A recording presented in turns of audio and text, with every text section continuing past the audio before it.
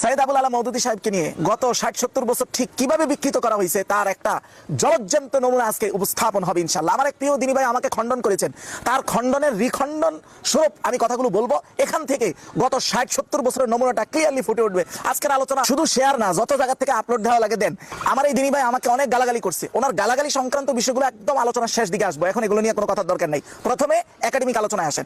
ওনার প্রথম অভিযোগ হলো মাওলানা মওদুদী রাহিমাহুল্লাহ উনি মুহাদ্দিসিনে কেরামের যে হাদিসের ব্যাপারে উনি বলছেন सेहत का कामिल यकीन तो खुद उनको भी ना था, वह भी ज्यादा से ज्यादा यही कहते थे कि इस हदीस की सेहत का जन्न गालिब है।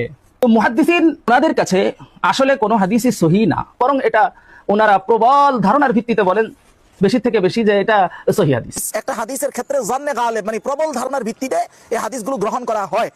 এই কথার মাধ্যমে নাকি সৈয়দ আবুল আলা মওদুদী সাহেব হাদিসের ক্ষেত্রে সন্দেহ ঢুকাই দিয়েছেন। আমি হাসবো না কাঁদবো, আমার এই প্রিয় ভাই উলুমে হাদিসের বা হাদিস শাস্ত্রের যে একদম প্রাথমিক লেভেল ছাত্রও না, আর সর্বদাই কেন্দ্রিক মানুষরা এরকম হয় না, এটাও আমার মাইনে নিতে হবে।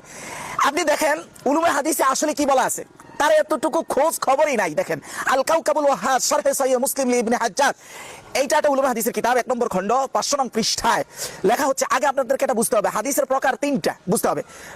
এটা হলো হাদিসে মুতাওয়াতির, মাশহুর, আর একটা হলো খবরে ওয়াহিদ। বিষয়গুলো আমি একটু সামান্য বলি যাতে আপনারা অনেকে এই বিষয়ের প্রাথমিক জ্ঞানও আবার অনেকের নেই।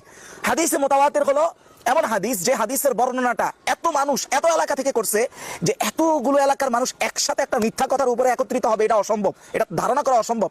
যদি কোনো হাদিসের বর্ণনার মাত্রা এই পরিমাণ হয় তাহলে সেটা মুতাওয়াতির। আর মুতাওয়াতির কোনো হাদিস আছে কিনা এটা আবার উলুমে হাদিস এটা নিয়ে ইখতিলাফ আছে। কেউ ৫-৬টা বলছে আছে, কেউ বলছে টোটালি এই লেভেলের কোনো হাদিস নাই, মানে মুতাওয়াতির পর্যায়ে। তো কি আছে? কোরআনুল কারীম আছে। কোরআনুল কারীমের প্রতিটা রিওয়ায়াত ৮০ রেওয়ায়াত ২০টা রেওয়ায়াত কোবরা সোগরা মিলে জামি আজহারে পড়ায়, তো এর ২০ রেওয়ায়াতই মুতাওয়াতির পর্যায়ে, মানে করে এই পরিমাণ বর্ণনা যে এইটা কখনোই ভুল হওয়ার কোনো সম্ভাবনা রাখে না। এটা হলো কোরআনুল কারীম। হাদিসের ক্ষেত্রে এই পর্যায়ের হাদিস অনেক মুহাদ্দিসিনে কেরাম ২-১টা আছে বলে কেউ বলে নাই। আচ্ছা ধরলাম এটা ২ নম্বর হাদিসের প্রকারভেদের ২ নম্বরটা মাশহুর। মাশহুর হলো প্রথম জামানায় হাদিসটা একজন থেকে একজন মানে এক চেইন বা এক রুট ব্যবহার করে এসছে, মাঝামাঝি সময় এসে প্রসিদ্ধ হয়েছে, এটা বলে হাদিসে মাশহুর। এরকম হাদিস খুব বেশি না, তাও অল্প সংখ্যক। সবচেয়ে বেশি হলো খবরে ওয়াহিদ, মানে হাদিসের জগতে 99% হাদিস হলো খবরে ওয়াহিদ। এবার খবরে ওয়াহিদ কি? খবরে ওয়াহিদ হলো যে হাদিসটা এক রুট ব্যবহার করে মানে একটা চেইন ব্যবহার করে আসছে, মানে একজন থেকে একজন, একজন থেকে একজন, একজন থেকে একবারে কিতাবে মুনদারিজ মানে কিতাবে অন্তর্ভুক্ত হওয়া পর্যন্ত। এবার আসেন তাহলে 99% হাদিস হলো খবরে ওয়াহিদ। এবার দেখেন ম্যাক্সিমাম আলাল আকসার হাদিস যেই প্রকারের, ওই প্রকারের হাদিস সম্পর্কে সমস্ত হাদিসের উসুলবিদগণ সমস্ত মুহাদ্দিসিন কেরাম কি বলে এটা একটু দেখেন। আম্মা খবরুল ওয়াহিদ, হ্যাঁ খবরে ওয়াহিদ আমি দলিল দিছি আল কাউকাবুল ওয়াহিদ, এটা শুধু একটা কিতাব।